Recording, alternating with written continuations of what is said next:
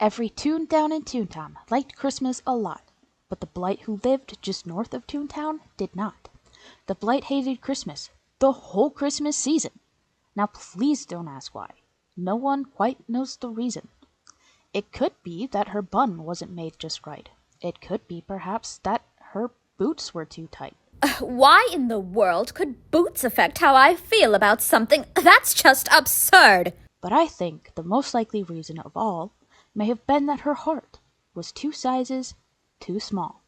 But whatever the reason, her heart or her boots, she stood there on Christmas Eve, hating the Toons, staring down from her balcony with a sour, blighty frown at the warm-lighted windows below in their town.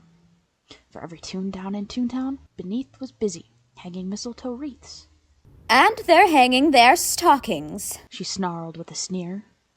Tomorrow is Christmas. It's practically here.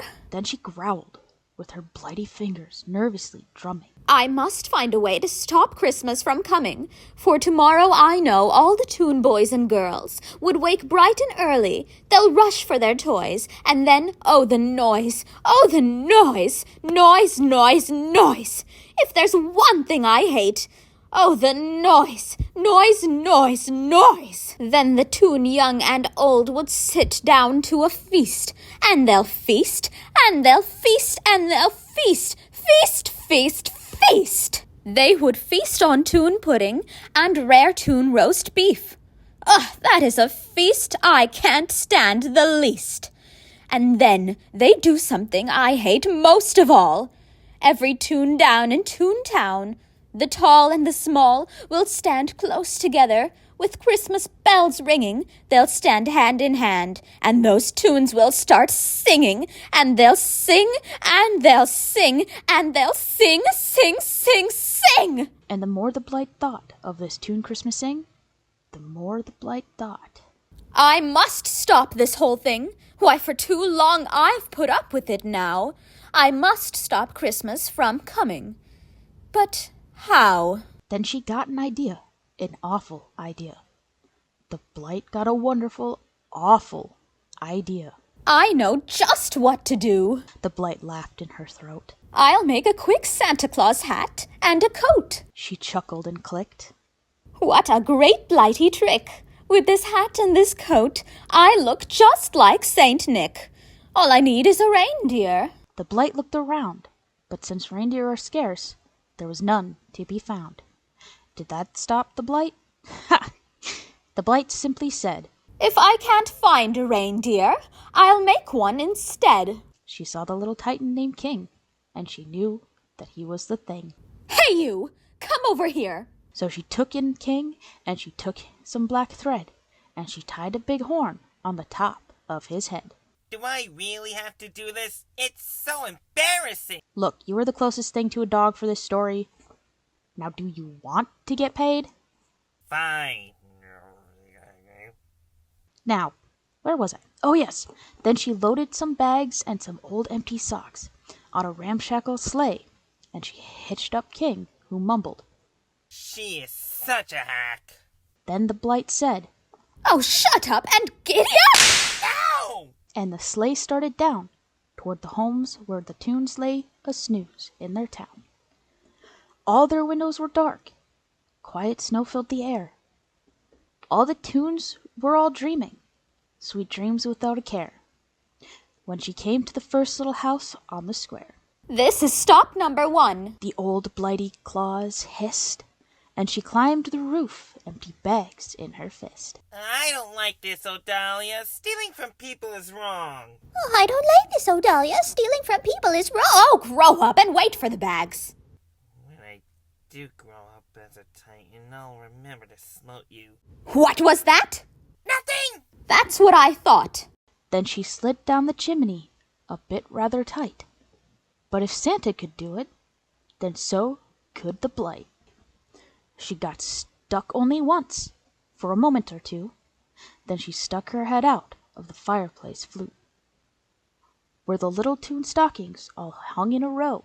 These stockings are the first things to go. Then she slithered and slunk, with a smile most unpleasant, around the whole room, And she took every present, calamity boxes and diaries, training wands, drums, gem weapons, creek staffs, Krabby Patties, and plums, and then stuffed them in bags. But then the blight, very nimbly, stuffed all the bags, one by one, up the chimbley. Really? Chimbly? That's not even a word. Hey, you try coming up with a word that rhymes with chimney. Touché. Hey, Bone Boy, these bags are coming your way. Oh, I better be getting paid today. Then she slunk to the fridge and took the Toon's feast. She took the Toon pudding. She took the roast beef. She cleaned out the fridge as quick as a flash. Why, that blight even took the last can of Toon hash. Then she shuffled all the food up the chimney with glee. Now, Grinned the blight. I will stuff up the tree. As the blight took the tree, as she started to shove, she heard a small sound, the coo of a dove. She turned around fast and she saw a small Toon. It was Molly McGee, and as you can see, that this is what she's doing since her show ended in January. She stared at the blight and said, Hey, Santa, if I'm not bothering thee, I must ask you, where are you taking our Christmas tree? But you know, that old blight was so smart and so sleek, she thought up a lie, and she thought it up quick. Why, my sweet little girl, The fake Santa Claus lied. there's a light on this tree that won't light on one side. So I'm taking it home to my workshop, my dear. I'll fix it up there, and then I'll bring it back here. And her fib fooled the child. Okay, as long as you bring it back in one piece. So she patted her head, and she got her a drink, and she sent her off to bed. And when Molly McGee was in bed with her cup, she crept to the chimney and stuffed the tree up. Then she went up the chimney herself, the old liar, and the last thing she took was the log for their fire. On their walls she left nothing but hooks and some wire, and one speck of food that she left in the house was a crumb that was even too small for Mickey Mouse. Then she did the same thing to the other Toons' houses, leaving crumbs much too small for the other Toon mouses. It was a quarter of dawn, all the Toons still in bed, all the Toons still a snooze, when she packed up her sled, packed it up with their presents, their ribbons, their wrappings, their troubles and their stuff, their trees and their props, their clothes and their crops. Mission's almost done. Now move, Bone Boy, move! Ow! Okay, I'm moving! 10,000 feet up the side of Mount Zabubba, she rode with her no, to the tip-top to dump it. Po-po to the tunes. She was grindingly humming. My mission is nearly complete. This will be my most memorable feat. No Christmas for them. I'll have those tunes down. Once I dump this stuff out, then those tunes will do nothing but frown. As of now, they're finding out that no Christmas is coming. They're just waking up. I know just what they'll do. Their mouths will hang open for a minute or two.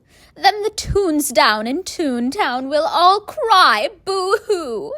That's a noise that I simply must hear. She paused, and the blight put her hand to her ear. And she did hear a sound rising over the snow. It started out low. Then it started to grow. But this sound wasn't sad. Why, this sound sounded glad. Every Toon down in Toontown, the tall and the small, was singing without any presents at all. She hadn't stopped Christmas from coming. It came. Somehow or other, it came just the same.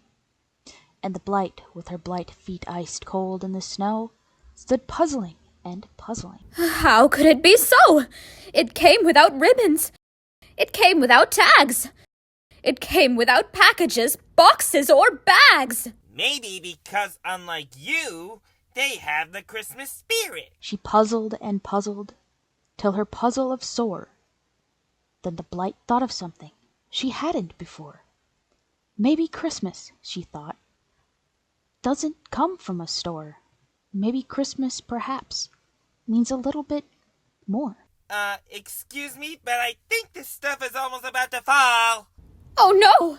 Oh no was right, for the regretting blight has... Hey, why don't you say something constructive for a change? Like what we should do now? Because I don't like you? Well, I hate you, you bratty son of a... I'll pretend I didn't hear that. Not so fun now, huh? Odalia, were you fighting with the narrator? Well, she started it. Did not. You did too. Did not. You did too. Did not. You did Guys, too. stop it! We got a situation here, like, right now. Oh, right, the stuff. What happened then? Well, in Toontown they say that the blight's small heart grew 3 sizes that day. And then the true meaning of Christmas came through, and the blight found the strength of 10 Titans plus 2. And now that her heart didn't feel quite so tight, she whizzed with her load through the bright morning light. With a smile in her soul, she descended Mount Zubba, cheerfully blowing woohoo in her trumpet. She rode into Toontown, she brought back their toys, she brought back the stuff to the Toon girls and boys. She brought back their decorations, their ribbons and fun, brought back their ornaments, their boxes, their stuff by the ton. She brought everything back, all the food for the feast, and she herself, the blight, carved the roast beef. Merry Christmas to one and all. Now let us celebrate this day with all and all.